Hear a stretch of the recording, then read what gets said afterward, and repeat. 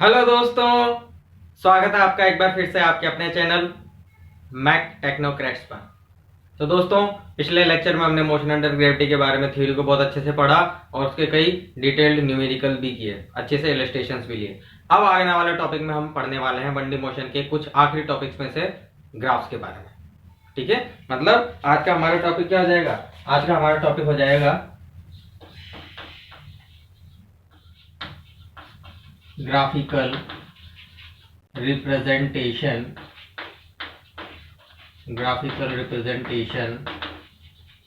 Of motion. ठीक है, तो बच्चों मैंने यूनिफॉर्मली एक्सिलेटेड मोशन के लिए आपको एक्सटी ग्राफ, वीटी ग्राफ और एटी ग्राफ पहले अच्छे से समझा दिए थे। ठीक है ना, लेकिन अब मैं यहाँ पे आपको डिफरेंट टाइप्स ऑफ मोशन को ग्राफ की सहायता से समझाने का प्रयास करूंगा। ठीक है, तो स्टूडेंट्स ये हमारा टॉपिक है। तो सपोज कीजिए हमारे पास कोई ग्राफ है। ठीक है, इस तरीके का कोई ग्राफ है हमारे पास। तो इसके बारे में दो चीजें हम जानते थे। दो चीजें हम क्या जानते थे कि ग्राफ में हमको स्लोप मिल सकता है, स्लोप ऑफ ग्राफ। ठीक है, या फिर दूसरी चीज हमें मिल सकती है एरिया ऑफ ग्राफ। ठीक है, एरिया ऑफ ग्राफ। ये दो चीजें हमें ग्राफ से पता है। अगर ये हमारे पास वाई एक्सिस है या हमारे पास एक्स एक्सिस है, तो अगर हम स्लोप की बात करें तो स्लोप हमारे पास आ जाएगा dy बाय dt। ठीक है, बेसिक मैथ्स में ये हमने बहुत अच्छे से पढ़ रखा है, एक बार फिर से रिवाइज करवा देते हैं। और दूसरा हमारे पास आ जाएगा y is equals to integration of dx। ठीक है, y is equals to integration of area is equals to integration of y dot dx। ठीक है, इन दो तरीके से हमने ये चीजें सीखी थी। तो सबसे पहली चीज जो हमारे पास आई थी सीखने लायक, ठीक है ना, हमने क्या सीखा था? हमने सीखा था कि एक्स टी का जो ग्राफ होता है वो हमें क्या क्या डिटेल्स देता है। सबसे पहले हम एरिया ऑफ एक्स टी ले लेते हैं। ठीक है ना, एक्स टी ग्राफ। ठीक है, एक्स टी ग्राफ। तो अगर हम एक्स टी ग्राफ की बात करें तो इसके अंदर एरिया क्या हो जाएगा? ठीक है, किसका? Area of X T graph. तो area of X T graph हमारे पास हो जाती है पोजीशन, या फिर इसका एरिया तो निकलता ही नहीं है क्योंकि इससे छोटा हमारे पास कोई पैरामीटर नहीं है। एक्स टी ग्राफ तो d x by d t is equal to velocity is equal to slope. तो ये पहली चीज हमें समझ में आ गई कि अगर हमें एक्स टी ग्राफ दे रखा है तो हम अगर उसका किसी पॉइंट पर स्लोप निकालेंगे, मतलब डेरिवेटिव निकालेंगे, मतलब स्लोप निकालेंगे किसी पॉइंट पर, तो हमें स्पीड मिलेगी। ये कौन सी स्पीड है? Instantaneous speed. अगर एक सिंगल पॉइंट पर आप स्लोप निकालेंगे तो आपको मिलेगी इंस्टेंटेनियस स्पीड। ठीक है ना, जैसे इस पॉइंट पर स्लोप निकाला तो ये आया। ठीक है, ये थीटा, तो टेन थीटा इसका स्लोप हो गया। तो इस पॉइंट पर, एक सिंगल पॉइंट पर हमने निकाला है, तो हमें क्या मिलेगी? v। इस पॉइंट पर जो हमें स्लोप मिलेगा वो v मिलेगी इंस्टेंटेनियस। लेकिन अगर मैंने दो पॉइंट के बीच में स्लोप निकाला, समझ रहे हैं आप? अगर मैंने दो पॉइंट के बीच में स्लोप निकाला, मतलब एक पॉइंट ये रहा, एक पॉइंट ये रहा, तो इन दोनों को मिला दिया और ये ट्राइंगल बना। आ रही है ना बात समझ में? मैंने आपको एवरेज वेलोसिटी में भी समझाया था। तो उस केस में आपके पास यहाँ पे एवरेज वेलोसिटी निकलेगी। और दूसरी चीज हमारे पास क्या आ जाएगी? एक्स टी ग्राफ से हमें भी ये पता चलता है। दूसरा हमारे पास आ जाएगा वीटी ग्राफ। कौन सा ग्राफ आ जाएगा? VT graph. तो वीटी ग्राफ के अंदर आप जानते हैं कि अगर हम डीवी बाई डी टी कर देते हैं, ठीक है, तो ये हमें इंस्टेंटेनियस एक्सीलरेशन दे देता है और ये हमारे पास स्लोप के बराबर होता है। किसके बराबर होता है? स्लोप के बराबर। मतलब अगर आप वीटी ग्राफ का स्लोप निकालते हैं तो वो आपको क्या देगा? एक्सेलरेशन देगा। और इसी तरीके से अगर हम वीटी का एरिया निकालते हैं, ठीक है, एरिया, तो एरिया किसके बराबर हो जाएगा? एक्स के बराबर। ठीक है, एरिया किसके बराबर हो जाएगा? एक्स के बराबर, v डॉट डी टी। इस तरीके से। तो ये जनरल फॉर्मूलेज हैं जो आपको ग्राफ में यूज करने आने चाहिए। ठीक है, अब हम आगे ग्राफ के क्वेश्चन करेंगे जब आपको पता चलेगा। और उसके बाद लास्ट हमारे पास आता है एटी ग्राफ। ठीक है ना, तो एटी ग्राफ के अंदर हमारे पास सिर्फ एरिया निकल सकता है, ठीक है ना। और एरिया कितना हो जाएगा, चेंज इन वेलोसिटी, और ये किसके बराबर हो जाएगा, चेंज इन वेलोसिटी हमारे पास हो जाएगा ए डॉट डी टी के, ठीक है ना। क्योंकि एरिया अंडर इंटीग्रेशन का मतलब क्या होता है, एरिया, और एरिया का मतलब हमारे पास हो जाएगा चेंज इन वेलोसिटी। तो ये 3 पॉइंट्स आपको ग्राफ से रिलेटेड बहुत अच्छे से याद रखने हैं। उसके बाद नेक्स्ट पॉइंट हम पढ़ेंगे इंक्रीजिंग स्लोप, ठीक है ना, इंक्रीजिंग स्लोप। नेक्स्ट हम पढ़ेंगे इंक्रीजिंग स्लोप। तो इंक्रीजिंग स्लोप कैसा होता है आप ध्यान से देखिएगा, ठीक है। ये हमारे पास कोई ग्राफ है, ओके, और इस ग्राफ पर हम 2 पॉइंट्स ले लेते हैं। एक पॉइंट हमारे पास ये रहा और दूसरा पॉइंट हमारे पास ये रहा, ठीक है। तो इन दोनों पॉइंट्स पर हमको एक टेंजेंट बनाना है। तो देखिए, ये मैंने इस पॉइंट पर टेंजेंट बना दिया और ये मैंने इस पॉइंट पर टेंजेंट बना दिया, ठीक है। तो इसको अगर मैं पॉइंट 1 बोल देता हूँ, इसको मैं पॉइंट 2 बोल देता हूँ, तो ये मेरे पास हो जाएगा थीटा 1 और ये वाला एंगल मेरे पास हो जाएगा थीटा 2, ठीक है। आई बात समझ में। तो हमने क्या देखा, हमने यहाँ पर देखा है कि थीटा 2 बड़ा है थीटा 1 से, तो इसका मतलब क्या हो जाएगा, टेन थीटा 2 बड़ा हो जाएगा टेन थीटा 1 से, और इसका मतलब हमारे पास हो जाएगा m2 बड़ा है m1 से, ठीक है। अब देखिए स्लोप बड़ा है तो a पॉइंट और b पॉइंट, अब यहाँ मैंने ग्राफ किस किस के बीच में बनाया ये भी हमारे पास डिफाइन नहीं है।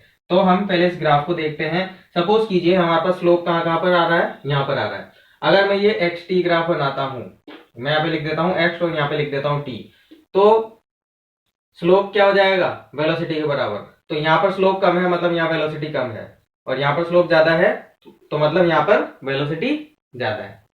आई बात समझ में। अगर हम इसको एक्स टी ग्राफ बना देते तो हमारे पास ये कंक्लूजन निकलेगा इस चीज से, क्लियर है। अब चलिए दूसरा स्लोप हमारे पास आ रहा है डीवी बाई डी टी। अगर मैं इसको v और t ग्राफ बना देता हूं, अगर मैं इसको v और इसको t ग्राफ बना देता हूं तो इसका स्लोप हमारे पास आ जाएगा एक्सेलरेशन। तो इसका मतलब 1 पॉइंट पर एक्सेलरेशन कम है और 2 पॉइंट पर एक्सेलरेशन ज्यादा है। आई ना बात समझ में। मतलब आपकी वेलोसिटी कांस्टेंट नहीं है, आपकी वेलोसिटी कंटिन्यूअसली बढ़ रही है।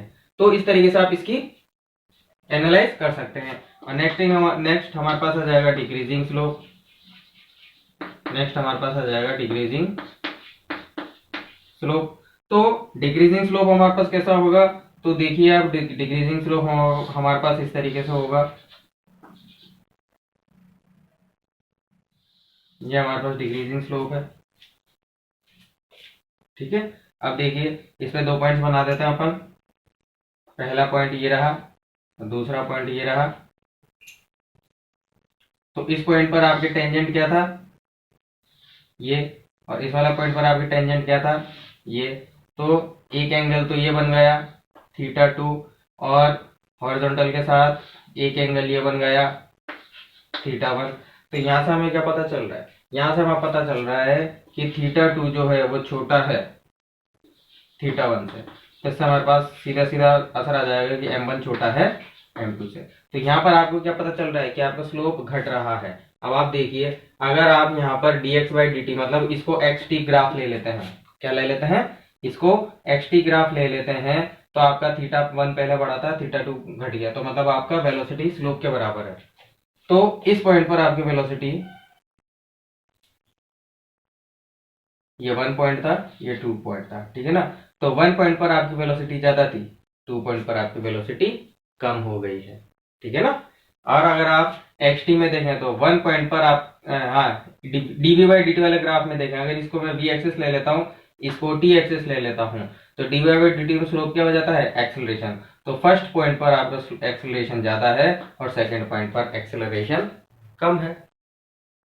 यहाँ तक है आपको बात समझ में। तो ये कुछ बेसिक चीजें थी जो मेरे को आपको थोड़ी सी रिवाइज करानी थी, क्योंकि बेसिक मैथमेटिक्स में हम ये सब पढ़ चुके हैं। आप चाहें तो बेसिक मैथमेटिक्स का लेक्चर या उसकी प्लेलिस्ट को दोबारा से पूरा देख सकते हैं। तो बेसिक अंडरस्टैंडिंग आपको समझ में आई है। अब चलिए इसी सेक्शन को अपन आगे बढ़ाते हैं। इंटर कन्वर्जन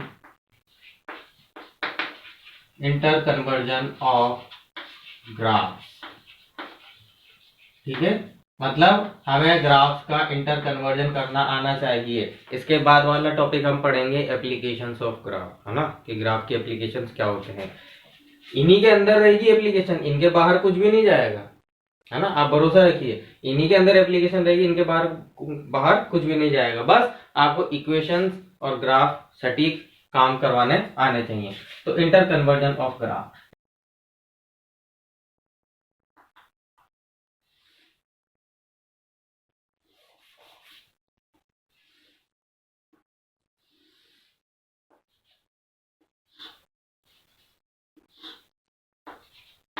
v एक्सिस और t एक्सिस।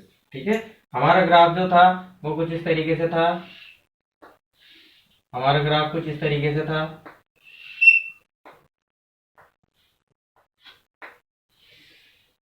ठीक है, ये हमारा ग्राफ था और ये ग्राफ हमने v और t के बीच में बनाया है। अब बाकी के जो वेरिएबल्स हैं वो अपन यहाँ पे शो कर देते हैं, है ना। जैसे टाइम एक्सिस पर हमें मिलेगा टाइम, ठीक है, और v एक्सिस पर हमें मिलेगा वेलोसिटी। ठीक है, तो चलिए अपन कुछ भी इसके अंदर वैल्यू, कुछ भी अपन वैल्यूज लगा देते हैं। तो ये तो था हमारे पास जीरो इंस्टेंट, ठीक है ना, ये हमारे पास जीरो इंस्टेंट था।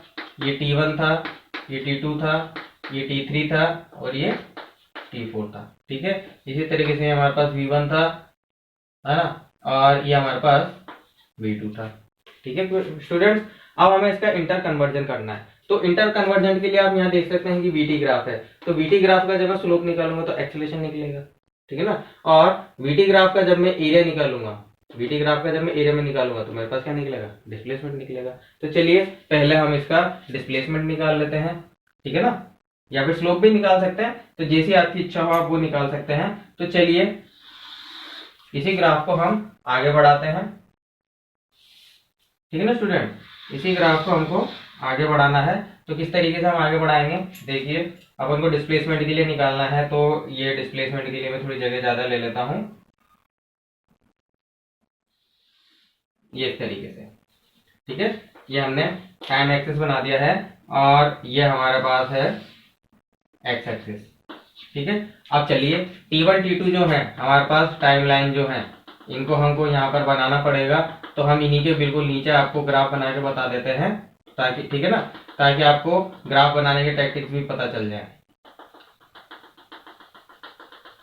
ठीक है, इस तरीके से। अब आप देखिए जैसे जैसे इस O से लेके A तक, है ना, O A B C D, ठीक है ना, O A B C D, तो मैंने पॉइंट्स कर दिए। तो आप O से लेके A तक ग्राफ को थोड़ा सा एनालाइज कीजिए। तो आप देखिए जैसे जैसे टाइम बढ़ रहा है वैसे वैसे वेलोसिटी बढ़ रही है, हाँ बिल्कुल बढ़ रही है। और स्लोप कैसा है, कांस्टेंट। स्लोप देखो कैसा है, स्ट्रेट लाइन का स्लोप हमेशा कांस्टेंट होता है, ऐसी कर्व लाइन का स्लोप चेंज होता रहता है।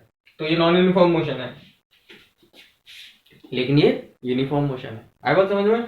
तो स्लोप बिल्कुल कांस्टेंट है, तो इसका मतलब क्या हो जाएगा, एरिया, सॉरी एक्सेलरेशन कांस्टेंट है, ठीक है ना। एक्सेलरेशन कहां से कहां तक कांस्टेंट है, ओ से लेके टी तक।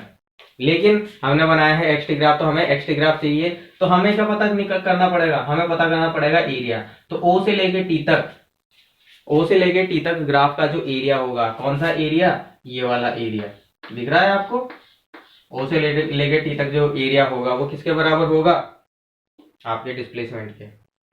किसके बराबर होगा, आपके डिस्प्लेसमेंट के। तो डिस्प्लेसमेंट के बराबर होगा एरिया कैसा आना चाहिए इसका, ठीक है ना। ये भी हमारे पास कांस्टेंट है, तो इसका एरिया कैसा आना चाहिए, half into v into t, ठीक है ना। मतलब जब आप इसका क्या कहते हैं इंटीग्रेशन करेंगे तो area under the VT graph आएगा। तो ये हमारे पास area under the VT graph आ गया, ठीक है। अब इक्वेशन कैसी होती है यूनिफॉर्म मोशन के लिए, एक्स की यूनिफॉर्म मोशन के लिए इक्वेशन कैसी होती है, half into v one into t one. मैं यहाँ पे आपको सॉल्व करके बता देता हूँ, ठीक है ना, कैलकुलेशन जो लग सकती है, ठीक है ना। तो अपन यहाँ पे लिख देते हैं कैलकुलेशंस इन्वॉल्व। इसके अंदर जो कैलकुलेशन लगती है, अब देखो ये जो ट्राइंगल का एरिया, जो शेडेड एरिया है, वो किसके बराबर होगा? डिस्प्लेसमेंट के बराबर। तो ये आपको एक ट्राइंगल दिख रहा है, राइट एंगल ट्राइंगल, ठीक है ना। तो एरिया ऑफ ट्राइंगल, ठीक है ना, हमने ट्राइंगल ले लिया, तो हाफ इंटू बेस, बेस कितना है? O T1 into height, height कितनी है?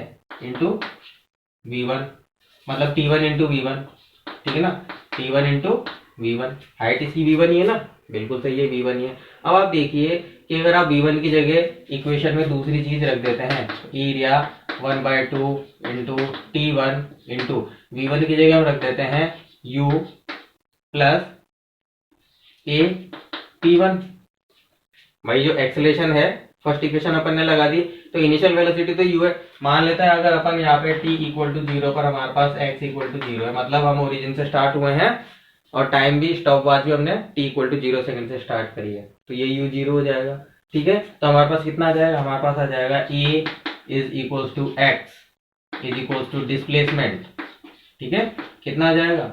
1/2 इंटू a T1 स्क्वायर, यही बात हुई, ठीक है। तो आपने क्या देखा? आपने देखा कि x जो है वो प्रोपोर्शनल है t स्क्वायर के, तो x और t स्क्वायर के प्रोपोर्शनल, तो हमारे पास कैसा आ जाएगा? हमारे पास आ जाएगा पैराबोला, कैसा आ जाएगा? पैराबोला। तो पैराबोला आएगा, मतलब हमारे पास 0 से लेके T1 तक, यहाँ तक कितना क्या आना चाहिए? पैराबोला आना चाहिए, ठीक है। और पैराबोला कैसा आना चाहिए? वेलोसिटी बढ़ रही है तो इंक्रीजिंग पैराबोला, वेलोसिटी घट रही है तो डिक्रीजिंग पैराबोला, ठीक है ना। तो हम इंक्रीजिंग पैराबोला बनाएंगे यहाँ पर,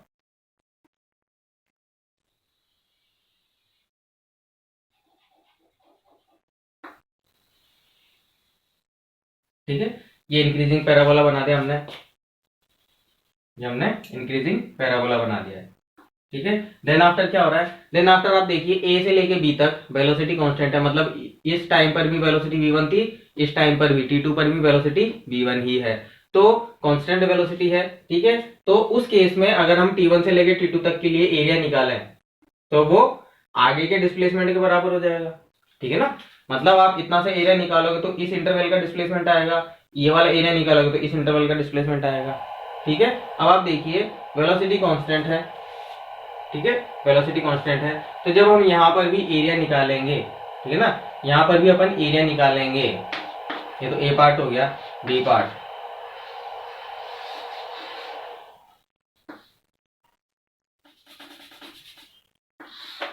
ठीक है। बी पार्ट आप देखिए, अब बी पार्ट में जब हम एरिया निकालेंगे, एरिया ऑफ स्क्वायर, अब किसका एरिया निकलेगा? स्क्वायर का या फिर रेक्टेंगल का, रेक्टेंगल जैसा दिख रहा है ना आपको ये, हाँ। तो एरिया क्या हो जाएगा? एरिया हो जाएगा बेस इंटू हाइट, तो हमारे पास v1 into T2 minus T1, आई बात समझ में? तो देखिए ये हमारे पास डिस्प्लेसमेंट है, तो डिस्प्लेसमेंट प्रोपोर्शनल किसके हो जाएगा? टाइम के। डिस्प्लेसमेंट किसके प्रोपोर्शनल हो जाएगा? टाइम के। डेल्टा टी, भाई इसको डेल्टा टी लिख सकते हैं टाइम डिफरेंस के, टाइम ड्यूरेशन के। और ऐसा क्यों है? क्योंकि v हमारे पास कांस्टेंट है, भाई देखिए v कांस्टेंट है ना, a से लेके b तक स्पीड कांस्टेंट है आपकी, तो हमारे पास x किसके प्रोपोर्शनल हो जाएगा? डेल्टा टी के। तो कैसा रिलेशन आ जाएगा अपने पास? अपने पास कैसा रिलेशन आ जाएगा? हमारे पास रिलेशन आ जाएगा लीनियर। तो T1 से लेके T2 तक हमारा ग्राफ कैसा बनना चाहिए? लीनियर ग्राफ बनना चाहिए। तो ये लीनियर ग्राफ बन गया भैया, दिख रहा है आपको, ठीक है ना, इस तरीके से ये लीनियर ग्राफ बन गया। देन आफ्टर बी से लेके सी तक वापस स्पीड बढ़ रही है, तो मेरे को दोबारा बताने की जरूरत नहीं है कि इसके लिए पैराबोला आया था तो बी से सी के लिए भी पैराबोला ही आएगा। तो अपन फटाफट से इसको वापस से पैराबोला बना देते हैं, ठीक है। ये पैराबोला बन गया हमारे पास, ठीक है, बी से सी तक के लिए। अब ये पैराबोला बन चुका है। उसके बाद आप देखिए, उसके बाद हमें देखना है कि सी से लेके डी तक वेलोसिटी घट रही है। देखो सी से लेके डी तक के ग्राफ में वेलोसिटी घट रही है, लेकिन स्लोप क्या है? कांस्टेंट है, मतलब वेलोसिटी यूनिफॉर्मली घट रही है। तो वेलोसिटी कब घटती है? जब रिटार्डेशन लगता है, जब अपोजिट डायरेक्शन में रिटार्डेशन लगता है, मतलब आपका मोशन हो रहा है इधर पर रेजिस्टेंस लग रहा है इधर, तब वेलोसिटी घटती है, ठीक है। तो सी से लेकर डी तक वेलोसिटी घट रही है, और डी पॉइंट पर मतलब T4 इंस्टेंट तक आते आते वेलोसिटी 0 हो गई है, मतलब पार्टिकल रुक चुका है, ठीक है। तो यहाँ पर हमारे पास स्लोप नेगेटिव है, क्या है? स्लोप नेगेटिव है। अब हमारे पास स्लोप नेगेटिव है, तो आप बताइए किससे निकालेंगे? इसी से निकालेंगे, डी बाई डी टी से स्लोप हमारे पास नेगेटिव है, तो वो नेगेटिव स्लोप कैसे जाएगा बताइए, वो नेगेटिव स्लोप कैसे जाएगा? भाई क्वेश्चन के अंदर ट्विस्ट तो होना चाहिए ना, बोले सर अभी तक का तो ग्राफ था आपने बता दिया, अब आगे का जो ग्राफ है वो इसके बेसिस पर निकलेगा। वो क्या निकलेगा? वो इसके बेसिस पर निकलेगा। इसके बेसिस पर कैसे निकलेगा? जैसे इसमें मैंने आपको बताया है इंक्रीजिंग स्लोप और इसमें मैंने आपको बताया है डिक्रीजिंग स्लोप। डिक्रीजिंग स्लोप को आप इस तरीके से बना सकते हैं, दिख रहा है आपको? अब आप देखिए, हम एक्स टी की बात करें तो सपोज एक सेकंड के लिए सपोज कीजिए ये एक्स है और ये टी है, तो जब मेरे पास टाइम था 5:01 तब मेरे पास स्लोप ज्यादा था, ठीक है ना, मतलब वेलोसिटी ज्यादा थी। और जब 5:02 हुए तो वेलोसिटी कम हो गई। आई बात समझ में? लेकिन ये स्लोप नेगेटिव है, मतलब वेलोसिटी नेगेटिव हो जाती। वेलोसिटी क्या हो जाती? नेगेटिव हो जाती। वेलोसिटी नेगेटिव हो जाती। इसका क्या मतलब है? इसका मतलब ये है कि आपका ग्राफ यहां आता नीचे, ये प्लस एक्स एक्सिस पे चल रहा है ना पूरा ग्राफ, माइनस एक्स एक्सिस पे आ जाता। ये कहना चाह रहा हूं मैं, ठीक है ना? मतलब इस वाले ग्राफ को अगर आप देखें तो ये वेलोसिटी डिक्रीजिंग का ग्राफ है। अगर आप इसको एक्स ले लेते हैं और आप इसको टी ले लेते हैं, है ना? जब मैंने ये टॉपिक पढ़ाया था तब मैंने यहाँ पे एक्स और टी कुछ नहीं लिया था, मैंने बस आपको स्लोप के बारे में बताया था कि घटता हुआ स्लोप कैसे देखते हैं। लेकिन अगर आपने इसको एक्स ले लिया, इसको टी ले लिया, तो इसका जो स्लोप है देखिए, बड़ा स्लोप है या छोटा स्लोप है, तो आपका स्लोप घट रहा है, मतलब आपकी वेलोसिटी घट रही है। लेकिन किस डायरेक्शन में? ये दोनों स्लोप नेगेटिव है, तो नेगेटिव डायरेक्शन में आपकी वेलोसिटी घट रही है, ठीक है ना? ग्राफ में जो मैंने आपको पढ़ाया जरूरी नहीं वही वैसा ही क्वेश्चन में आपको मिला, आपको क्वेश्चन में कैसे भी मिल सकता है, ठीक है? तो क्या ऐसा टुकड़ा हम यहाँ पे लगाएंगे आगे, यहाँ से लेके यहाँ तक? भाई ये देखो ना, ये भी तो नीचे आ रहा, तो क्या हम ऐसा एक टुकड़ा यहाँ से लेके यहाँ तक लगाएंगे ऐसे? भाई डिक्रीजिंग स्लोप तो यही है ना। लेकिन मैंने इसमें सबसे बड़ी बात ये बताई है कि इसके अंदर वेलोसिटी डिक्रीज हो रही है नेगेटिव डायरेक्शन में। वेलोसिटी डिक्रीज हो रही है नेगेटिव डायरेक्शन में। आगे बात समझ में? जैसे आप सपोज कीजिए मेरे पास ये एक स्प्रिंग है और स्प्रिंग से मैंने बहुत भारी वजन लटका रखा और पकड़ रखा है, तो जैसे ही मैं इसको छोड़ूंगा, जैसे मैं इस स्प्रिंग को छोड़ूंगा तो स्प्रिंग का मोशन होएगा नीचे की तरफ, लेकिन स्प्रिंग फोर्स उस पर कहां पे लगेगा? अपोजिट डायरेक्शन में। तो हम ऊपर वाली डायरेक्शन को पॉजिटिव लेते हैं, नीचे वाली डायरेक्शन को नेगेटिव लेते हैं, तो मोशन हो रहा है नेगेटिव डायरेक्शन में। स्पीड किस डायरेक्शन में है? नीचे, तो मोशन हो रहा है नेगेटिव डायरेक्शन में, लेकिन एक्सीलरेशन लग रहा है प्लस डायरेक्शन में, तो इसकी नेगेटिव डायरेक्शन में स्पीड डिक्रीज होगी नहीं होगी? समझ रहे हो बात को? नेगेटिव डायरेक्शन में स्पीड डिक्रीज होगी कि नहीं होगी? होगी ना। और ये स्प्रिंग पूरी खींच जाएगी तो इसकी स्पीड 0 हो जाएगी। ऐसा ही कुछ होता है ना। तो इस की स्पीड कम होने को के ग्राफ को ये शो कर रहा है। आई थिंक अब आपको अच्छे से समझ में आ गया होगा, ठीक है? तो क्वेश्चन तो सर अभी भी वही है, क्वेश्चन तो हमारे पास अभी भी वही है कि सर जब ये वाला अपन यूज नहीं करेंगे तो कौन सा यूज करेंगे, क्योंकि स्पीड तो यहाँ पे डिक्रीज हो रही है, देखो वेलोसिटी डिक्रीज हो रही है, तो बोलेगी सर हम ये वाला ग्राफ यूज कर सकते हैं। देखो सी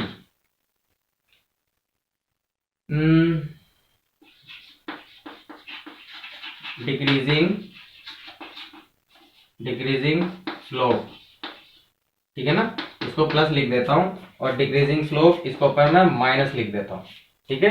अभी आपको 2 मिनट में सब समझ में आ जाएगा, ठीक है? जैसे सपोज कीजिए अगर मैं ऐसा स्लोप को बनाता हूं, अगर मैं ऐसा ग्राफ बनाता हूं तो हमारे पास एक पॉइंट ये हो जाता है और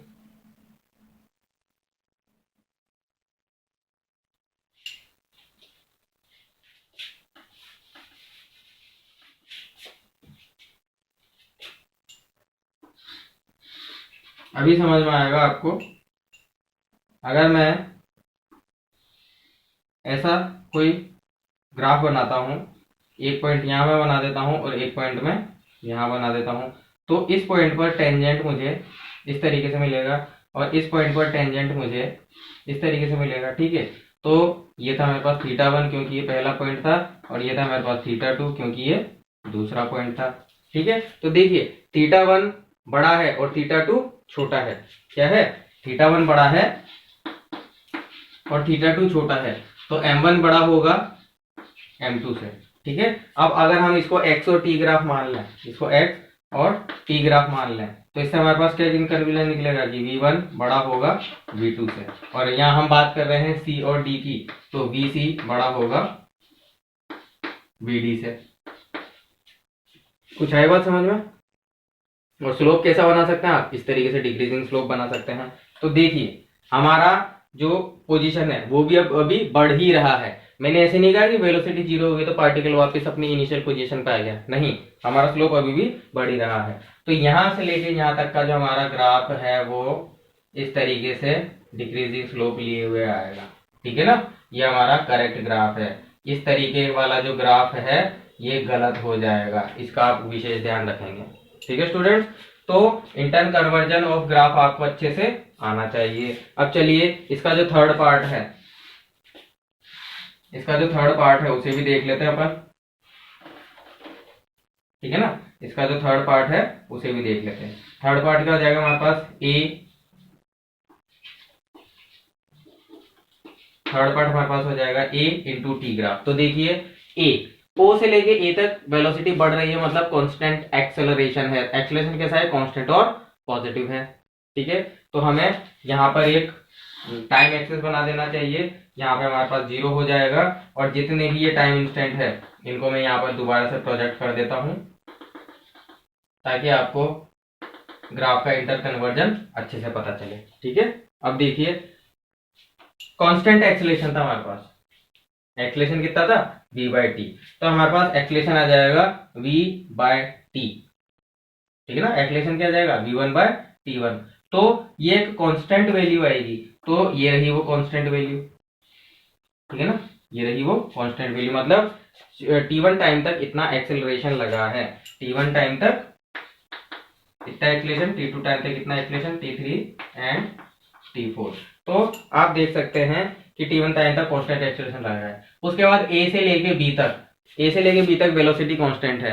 वेलोसिटी कांस्टेंट है मतलब वेलोसिटी चेंज नहीं हो रही। वेलोसिटी चेंज नहीं हो रही तो एक्सेलरेशन 0 है। तो a से लेके b तक आपका एक्सेलरेशन कितना हो जाएगा? 0 हो जाएगा। तो ये देखिए ये 0 वाली लाइन पे मैंने ब्लू कलर की लाइन खींच दी। ठीक है, उसके बाद t2 से t3 तक वापिस आपका एक्सेलरेशन कांस्टेंट है, लेकिन इसका स्लोप और इसके स्लोप में आपको डिफरेंस दिख रहा है? इसके स्लोप में और इसके स्लोप में आपको डिफरेंस दिख रहा है क्या? बोले कि इसका जो एंगल है ये थीटा और इसका जो ये एंगल है थीटा, इनमें से बड़ा कौन सा है? इनमें से बड़ा कौन सा है? अगर इस एंगल को मैं θ1 बोल देता हूँ, इस एंगल को मैं θ2 बोल देता हूँ, तो हमारे पास θ1 बड़ा है θ2 से। ठीक है ना, तो थीटा क्या देता है? एक्सेलरेशन। तो ये वाला एक्सेलरेशन बड़ा होगा, मतलब ये वाला एक्सेलरेशन बड़ा होगा और ये वाला एक्सेलरेशन छोटा होगा।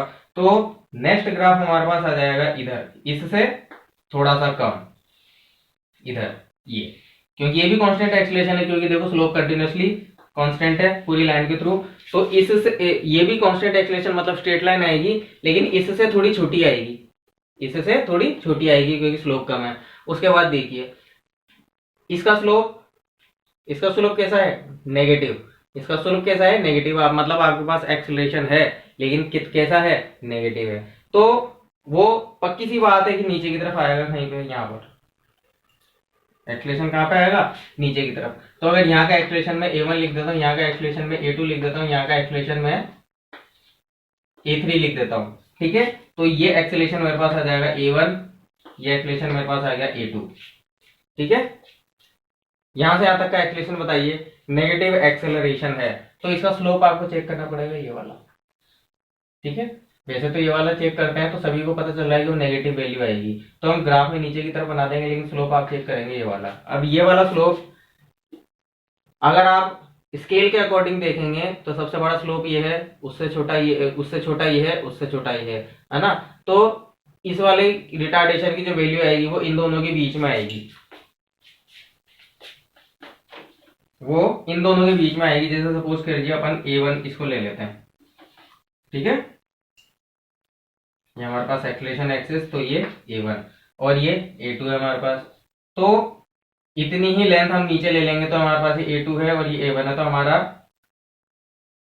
कुछ इतना नेगेटिव एक्सेलरेशन आएगा, हमारा एक्सेलरेशन नेगेटिव कुछ इतना आएगा इस तरीके से। ठीक है, तो जो अपन ने ग्राफ बनाया वो आपको समझ में आ रहा है तरीके से। ये तो ये जो वैल्यू आ जाएगी, ये वाली वैल्यू हमारे पास आ जाएगी A3।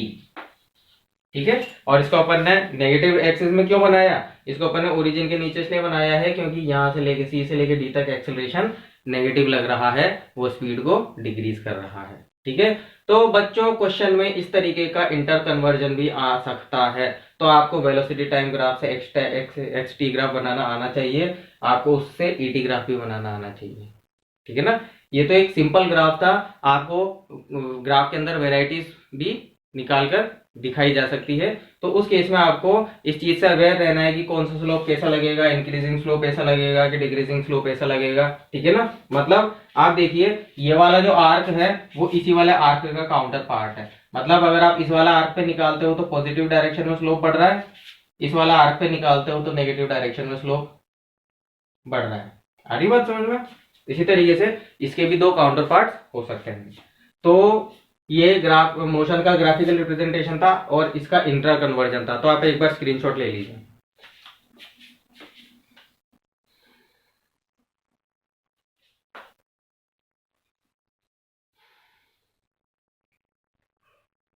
तो चलिए दोस्तों, अब कुछ एप्लीकेशंस ले लेते हैं ग्राफ के न्यूमेरिकल्स के थ्रू। ठीक है ना भाई, ग्राफ के एप्लीकेशंस में बोल के तो कैसे समझाऊंगा, ठीक है, इसलिए न्यूमेरिकल करवाता हूं तो उससे आपको इनके एप्लीकेशंस अच्छे से समझ में आ जाएंगे।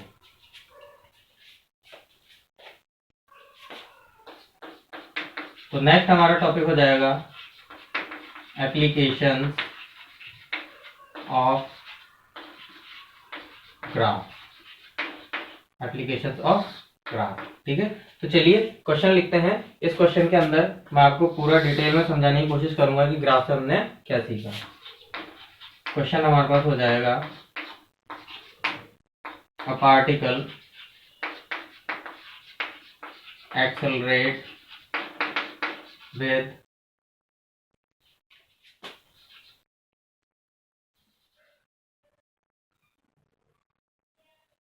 with rate alpha for some time, then decelerate with rate beta for rest of time duration before stop। ठीक है, फाइंड, क्वेश्चन हमसे पूछा गया है फर्स्ट मैक्सिमम वेलोसिटी। ठीक है, और सेकंड पूछा गया है टोटल डिस्टेंस ट्रैवल। ठीक है, ये हमको क्वेश्चन दे रखा है और यहाँ पर हमको लास्ट में डाटा दे रखा है total time taken is capital T. तो चलिए इसका सॉल्यूशन स्टार्ट करते हैं। इसका सॉल्यूशन जब हम स्टार्ट करेंगे तो आप देखिए क्वेश्चन में बताया गया है कि एक पार्टिकल एक्सीलरेट करता है अल्फा रेट से, है ना, सम टाइम तक, कुछ टाइम तक, और उसके बाद डी एक्सीलरेट करता है ना, मतलब बीच में उसने अपनी स्पीड को कांस्टेंट नहीं किया है, उसकी स्पीड कंटिन्यूअसली बढ़ रही थी, फिर एक सर्टेन पॉइंट पर आके उसने एक्सीलरेटर पर से पाँव हटा दिया और ब्रेक पर पाँव रख दिया, मतलब ब्रेक दबाने लग गया। किस रेट से? बीटा रेट से, for rest of the time, बचे हुए टाइम तक। और वो तक क्या था? ड्यूरेशन बिफोर स्टॉप, मतलब उसके रुकने तक वो इसी रेट से ब्रेक मारता रहा। आई बात समझ में? इसी रेट से डिएक्सलेरेशन लगता रहा। तो पूछा गया find the maximum velocity and total distance travel, है ना। तो हमें एक्सेलरेशन दे रखे हैं, अल्फा और बीटा क्या है? एक्सेलरेशन है। तो आप जानते हैं कि एक्सेलरेशन जो होता है वो वेलोसिटी टाइम का स्लोप होता है, तो हमारे पास वहां से वेलोसिटी आ जाएगी, और वेलोसिटी टाइम का जो एरिया होता है वो हमारे पास डिस्टेंस टेबल के बराबर हो जाएगा, तो उससे हमारे पास डिस्टेंस आ जाएगा। तो चलिए हम ग्राफिकल रिप्रेजेंटेशन इसका शुरू करते हैं। इसके ग्राफिकल रिप्रेजेंटेशन में ये अपन v ले लेते हैं। तो मैं ये मान लेता हूं ये मेरे पास vm है। ये क्या है मेरे पास vm मतलब मैक्सिमम स्पीड। तो ये मैक्सिमम स्पीड की लाइन को मैंने पैरेलल यहाँ पर खींच दिया। ठीक है, बोले कि सर आपको कैसे पता चलेगी मैक्सिमम स्पीड आएगी? भाई आप स्पीड बढ़ाते जा रहे हैं, बढ़ाते जा रहे हैं, बढ़ाते जा रहे हैं, एक सर्टेन टाइम पर आपकी मैक्सिमम स्पीड होगी, है ना? कब? जैसे ही आपने ब्रेक मारने शुरू करे। तो जब आपने ब्रेक मारने के लिए पेडल पे पांव रखा ही था तब आपकी जो स्पीड थी वो मैक्सिमम थी कि नहीं थी? बिल्कुल थी। ठीक है, उसके पहले क्या हो रहा था? उसके पहले स्पीड बढ़ रही थी। किस रेट से बढ़ रही थी? अल्फा रेट से बढ़ रही थी। तो ये देखो साहब, ये अल्फा रेट से स्पीड बढ़ गई। ठीक है, अल्फा रेट से स्पीड बढ़ गई है, स्पीड बढ़ रही है ना टाइम के साथ। और उसके बाद बीटा रेट से डिक्रीज हो गई और लास्ट में लिखा हुआ है कि आपका बिफोर स्टॉप व्हीकल आपका स्टॉप हो गया। तो ये स्टॉप हो गई भाई, यहाँ पे आके, यहाँ पे आके स्टॉप हो गई। तो ये आपको मैक्सिमम वेलोसिटी मिली कि नहीं मिली? पहले यहाँ से मिल गई। तो चलिए ये टाइम देखते हैं कि किस टाइम पर आपकी मैक्सिमम वेलोसिटी होगी। अब रही बात अल्फा और बीटा की, तो आप देखिए ये जो स्लोप है ये आपके अल्फा है, मतलब टेन अल्फा आप निकालेंगे तो आपको क्या मिल जाएगा? टेन अल्फा आप अगर आप निकालेंगे तो आपको क्या मिल जाएगा? Alpha is equal to, solution में यहाँ पे देखिए, alpha is equal to ten theta one. इसको आप थीटा वन बोल दीजिए और इसको आप थीटा टू बोल दीजिए। ठीक है, तो alpha is equal to ten theta one और बीटा हमारे पास कितना आ जाएगा?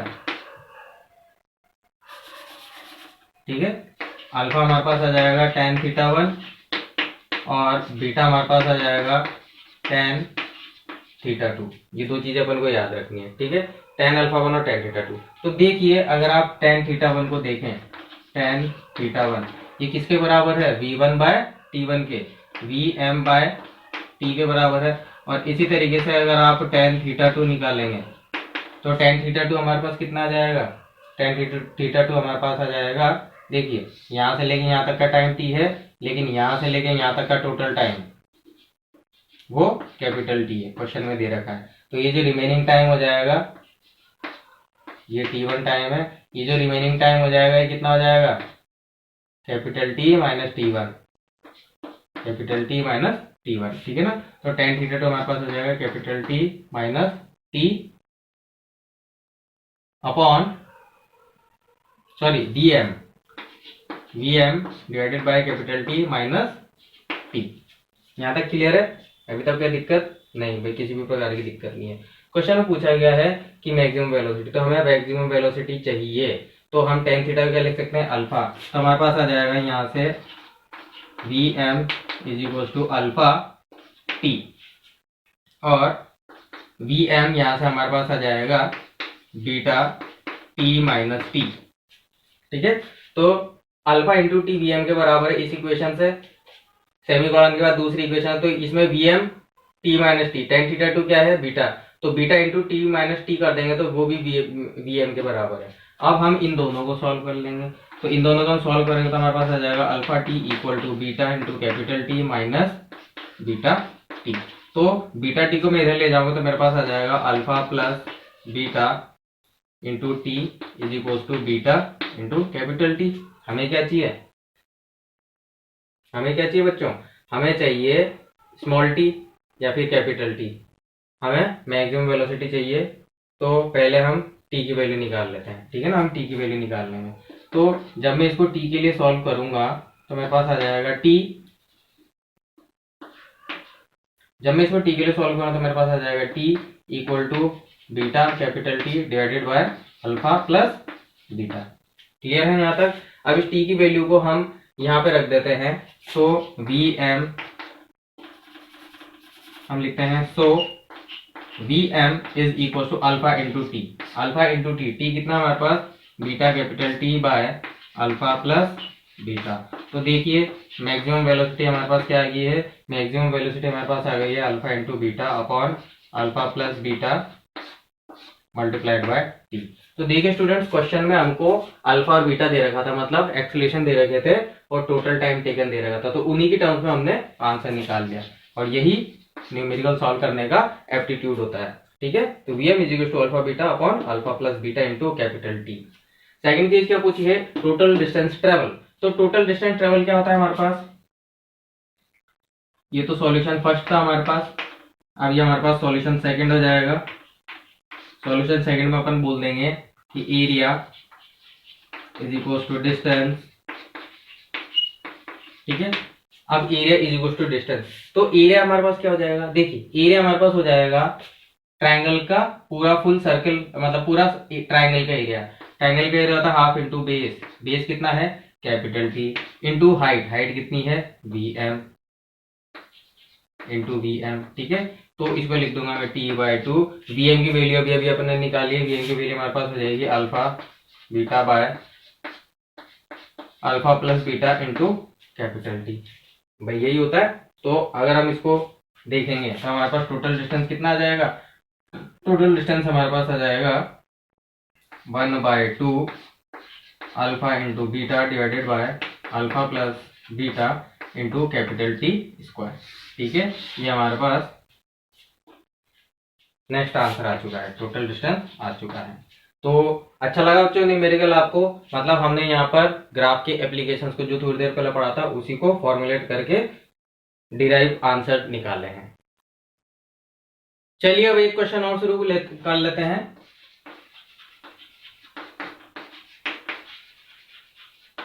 A particle moves according to given graph। ठीक है, कौन से ग्राफ के साथ चल रहा है, तो चलिए वो ग्राफ अपन बना देते हैं। वो ग्राफ कुछ इस तरीके से है हमारे पास। ठीक है, वो जो हमारा ग्राफ है वो कुछ इस तरीके से है। ठीक है स्टूडेंट, चलिए और इसके अंदर अपन कुछ वेरिएबल्स डाल देते हैं, जो जैसे ये हमारे पास 5 सेकंड है, ये हमारे पास 10 सेकंड हो गया और ये लास्ट वाला हमारे पास 15 सेकंड हो गया। ठीक है ना, ये हमें दे रखी है वेलोसिटी और ये हमें देखा है टाइम सेकंड्स में। ठीक है, तो क्वेश्चन में पूछा गया है कि find distance travelled when particle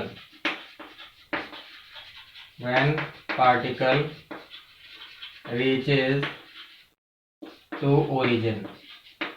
ठीक है ना, मतलब जब पार्टिकल ओरिजिन पर पहुंच गया तब उसने टोटल कितना डिस्टेंस ट्रेवल किया। तो देखिए पहले तो आपकी स्पीड बढ़ रही है, फिर आपकी स्पीड घट रही है, फिर आपकी स्पीड नेगेटिव डायरेक्शन में बढ़ रही है।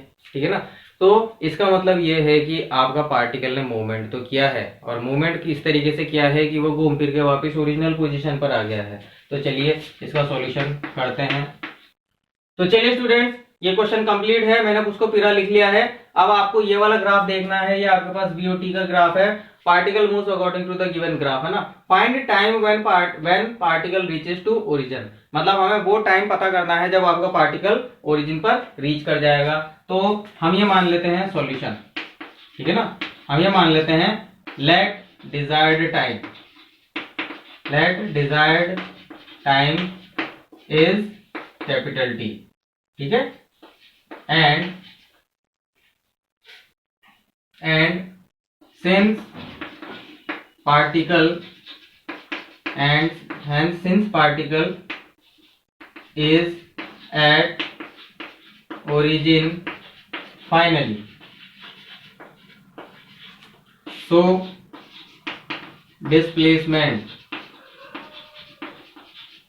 equal to 0, और डिस्प्लेसमेंट किसके बराबर होता है, एरिया ऑफ बीटी ग्राफ। ठीक है, तो देखिए अगर हम यहां पर ले लेते हैं कि A1 plus A2 plus A3 equal to 0 हो, भाई यही बात हुई, डिस्प्लेसमेंट 0 करना है, तो ये A1 है, ये हमारे पास A2 है और ये हमारे पास A3 है। तो सीधी सी बात है कि A1 और A2 पॉजिटिव दिख रहा है और A3 नेगेटिव दिख रहा है, तो इन दोनों का सम इसके बराबर होना चाहिए, तभी तो डिस्प्लेसमेंट 0 होगा। और तब डिस्प्लेसमेंट जीरो हो जाएगा तो पार्टिकल का मोशन यहाँ खत्म हुआ, तो इसको अपन कैपिटल टी बोल देते हैं। यही तो वो टाइम है जब तक आपका पार्टिकल ओरिजिन पर पहुंचने में लग रहा है। ठीक है, तो चलिए इसको अपन जीरो कंसिडर कर लेते हैं। A1 की वैल्यू हमारे पास आ जाएगी 1/2 इंटू 10 इंटू 5। ठीक है, दूसरी वैल्यू आ जाएगी 1/2 इंटू 10 इंटू 5। ठीक है, और तीसरी वैल्यू हमारे पास कितनी आ जाएगी 1/2 इंटू 1/2 इंटू टी माइनस 10 और ये देखिए ये नेगेटिव डायरेक्शन में जो वेलोसिटी है ना इंटू v। आगे बात समझ में, यहाँ पे ये नेगेटिव डायरेक्शन वाली वेलोसिटी थी, इसको अपन बोल देते हैं इक्वेशन नंबर ए। ठीक है ना बच्चों, क्योंकि यहाँ पर देखिए v और t दो अननोन है जो हमारे पास सॉल्व नहीं हो रहा है। तो देखिए अगर मैं आपको ये वाला डायग्राम दिखाऊं, ये दिख रहा है आपको A2 और ये है ना, तो इस वाले ट्राइंगल में ये हमारे पास t था और इस वाले ट्राइंगल में ये हमारे पास 10 था और ये हमारे पास कितना था, ये हमारे पास था -v, ये हमारे पास v के बराबर था। तो अगर ये एंगल थीटा है तो ये एंगल भी थीटा हो जाएगा भाई, दोनों एंगल थीटा बराबर हो जाएंगे ना। तो हम यहां से लिख सकते हैं tan थीटा बराबर, tan थीटा इसके बराबर होगा 10 डिवाइडेड बाय कितना है ये 10 डिवाइडेड बाय 10 माइनस 5, तो 10 divided by 10 minus 5 equal to, और वो इसके बराबर है v divided by t minus 10, v divided by t minus 10। ठीक है, तो यहां से अगर हम वैल्यू निकालें तो देखिए ये हमारे पास आ जाएगा 10 माइनस 5 तो ये 2, तो 2t minus 20 equal to v। हमारे पास कितना जाएगा, सॉल्व करेंगे तो 2t minus 20 equal to v। अब इस v की वैल्यू को हम यहाँ पर रख सकते हैं। तो चलिए हमारे पास ये इक्वल टू जीरो है हमारे पास। ठीक है ना, ये सारी चीज इक्वल टू जीरो है हमारे पास क्योंकि ये डिस्प्लेसमेंट है। इसी चीज को मैंने यहाँ पे लिखा तो ये इक्वल टू जीरो लगाना जरूरी है। ठीक है, तो ये हमारे पास आ जाएगा प्लस का 25। ठीक है, ये भी हमारे पास आ जाएगा प्लस का 25, ये माइनस। अब ये हमारे पास देखिए माइनस बाहर आ गया तो v की जगह में लिख दूंगा 2t माइनस 10। v की जगह मैंने क्या लिख दिया 2t या फिर -2, इसको अपन लिख देते हैं t माइनस 10। ये तो v की वैल्यू आ गई, उसके बाद t माइनस 10, तो ये t माइनस 10 का स्क्वायर हो जाएगा डिवाइडेड बाय 2, तो ये 2 से 2 कैंसिल हो जाएगा इक्वल टू 0। ठीक है, तो 25 प्लस 25 कितना होता है 50 होता है, इक्वल टू के उधर जाके कितना हो जाएगा t माइनस 10 का स्क्वायर। तो दोनों तरफ जब हम रूट करेंगे तो हमारे पास आ जाएगा t minus 10 equal to under root 50। ठीक है, तो t equal to 10 plus under root 50, या फिर मैं इसको लिख सकता हूं t equal to 10 plus 5 root 2 second. तो ये हमारा फाइनल आंसर है। ठीक है ना, मतलब इतने टाइम के बाद आपका पार्टिकल वापस ओरिजिन पर आ जाएगा। ठीक है स्टूडेंट, चलिए स्क्रीनशॉट ले लीजिए।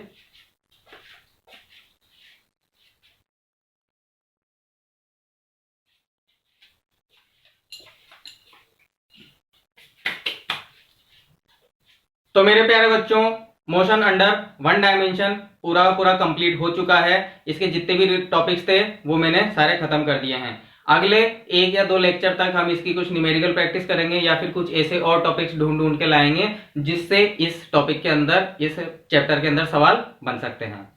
तो दोस्तों, आपको इस वीडियो का कंटेंट पसंद आया हो, आपको फिजिक्स समझ में आने लगी हो, तो प्लीज इस चैनल को लाइक, शेयर और सब्सक्राइब जरूर कीजिएगा।